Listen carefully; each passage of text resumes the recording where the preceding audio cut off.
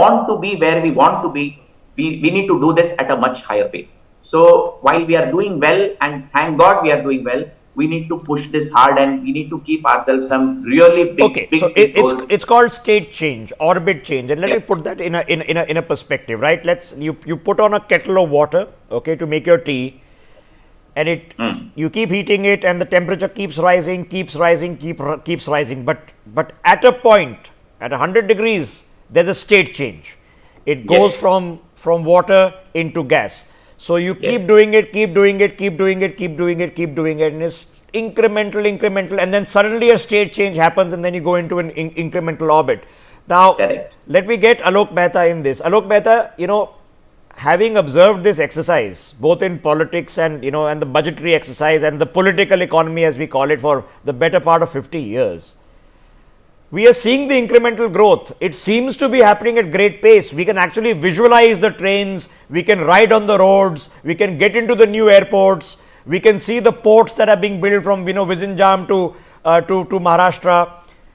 But why is it not translating, do you think, into that state change in GDP growth, where you do or you start those 2 decades? 2 decades will come in 2047, but we are not this year going to start that 2 decades either. Rishabhji, the problem is because it's still the hangover of the socialist system we talk about. Socialism, certainly for poor people or the middle class also, the Britain or America also, they do a lot. But here, we still feel a number of lobbies are working there, and they say, okay, we have this type of system, everything we want free.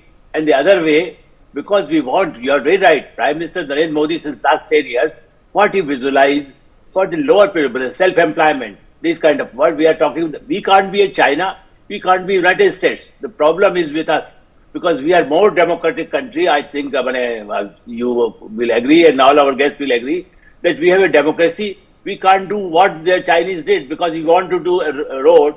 Here you see in East Delhi, if you go some bridge, okay, they are not giving the land, then the problem. So these kind of problem also there. So we are taking some steps, and the government of India is also trying their best. But that's why I think the self-employment, more for education, people, the mindset should be changed. The problem is we are not spending more money still, 5%, 6% for education, more for the health sector, because then the whole society will be more aware about the problems of the country. Because in such a big country, you can't solve the problem only by the GDP. I can understand we are going better than you see Britain. How poor the economy is very suffering a lot. Germany is shocking, maybe because of the Ukraine crisis, but even then I feel that the Germany economy was better than anybody else in Europe. But now they are also facing a serious problem. So in the comparison, India is better situation. Yeah, no, so like I've told you, we are the fastest growing global economy in the world. Okay, so yay.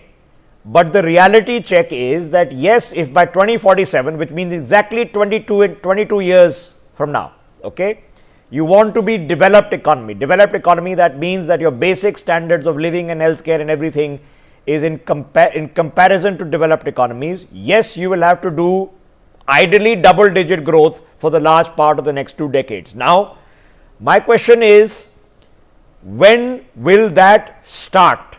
It culminates when it starts, but first it has to start. General Dwivedi, there are some big ticket items. I'm going to discuss AI because that's the flavor of the moment. But let me put a premise. Okay, let me put a premise.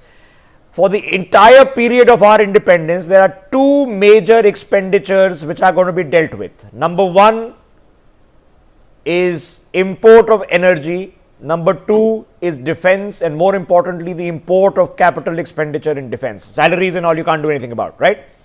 2 biggest points. Now we are seeing incremental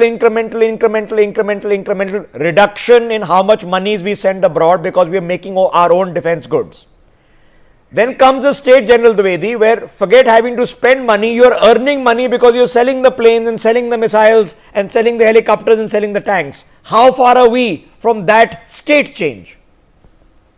Well, Rishabh, before I answer your question, I also put on my professor's hat where I teach management at top of the line business schools and also spent about 3 years in China as a defense attaché. These are the time has come that we need to take a quantum leap, because I was in China around the time when the Chinese took a big leap. It's a time we need to take a big leap. 8% to 10% is imperative. 6% will not do. Because when you see the big economy, if China is growing at 5%, they are adding about a trillion to the economy.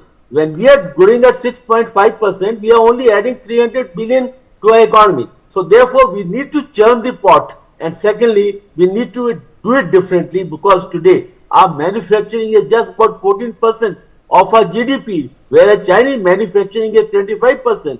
When the supply chains are realigning, they are realigning toward Vietnam, they are realigning toward Malaysia, they are realigning toward Indonesia, but they are not wholeheartedly realigning to India. Now coming to your defense the part of it, you see, Rishabh, the security and the defense budget are interrelated.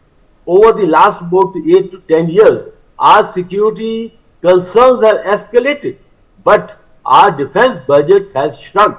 You know, in about 2014, we are contributing about 2.4% of GDP to defense.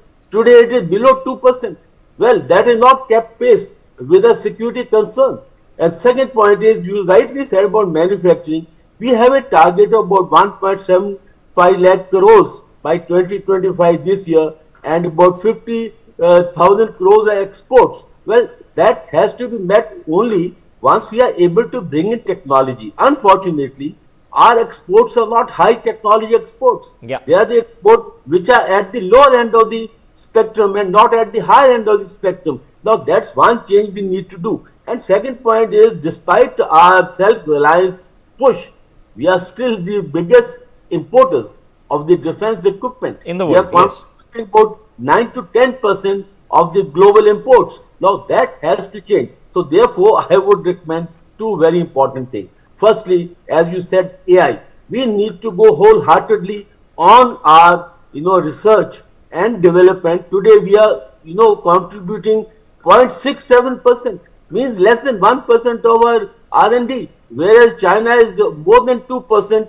They contribute. The Americans are contributing more than 4%. So we need to do, quantum jump in our research and development and go for technology, either TOT, or we need to innovate, but we need to get to high-end technology manufacturing. And secondly, Rishabh, we need to actually bring in huge change in our skilling, because 40% of our labor force is in agriculture, and we are not able to skill our workforce. Until we do that, we are not going to get the dividend of the so-called Okay, all right. Okay, so I just let's just put perspectives.